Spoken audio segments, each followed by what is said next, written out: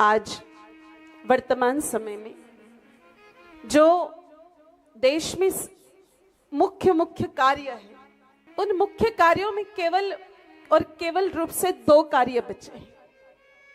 एक है देश को हिंदू राष्ट्र घोषित करना और दूसरा है गौ हत्या पर प्रतिबंध लगाना।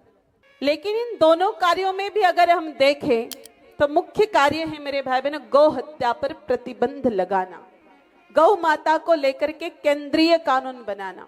अगर मान लीजिए मोदी जी देश को हिंदू राष्ट्र भी घोषित कर दे तो क्या मिलेगा?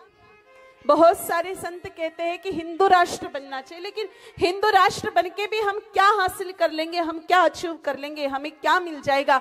जिस प्रकार से एक स्त्री है, उस स्त्री ने मांग भर रखी है, गले में मंगलसूत्र पहन रखा है और उसका पति नहीं है, तो बोलो वो सुहागन कहलाएगी क्या? ठीक उसी प्रकार से जिस हिंदुस्तान में प्रतिदिन 80,000 की संख्या में गौ माता कटती हो, वो हिंदुस्तान हिंदू राष्ट्र भी घोषित हो जाएगा तो मेरे भाई बहनों हमें क्या प्राप्त होगा? कुछ भी प्राप्त नहीं होगा। इसलिए देश में सर्वप्रथम अगर राष्ट्रीय समस्या के रूप में, बर्निंग प्रॉब्लम के रूप में अगर कोई समस्या है तो वो है गौ हत्या, और गौ माता को लेकर के केंद्रीय कानून बने। और इसके लिए हम सब लोगों को जागृत होना पड़ेगा। ऐसा कुछ पूरे देश से आवाज आए कि गौ माता को लेकर के केंद्रीय कानून बने, गौ माता को लेकर के सुरक्षा की कानून बने, तभी जाकर के मेरे भाई बहनों वर्तमान सरकार गौ माता के बारे में कुछ सोचेगी। और ये भाव सबके मन में आना चाहिए कि हमारी गौ माता सुखी होनी चाहिए, गौ माता को लेकर के कोई कानून देश में बनना चाहिए। और अभी वर्तमान समय में गौ सम्मान आह्वान अभियान के रूप में मेरे भाई बहनों पूरे देश में एक क्रांति आ रही है।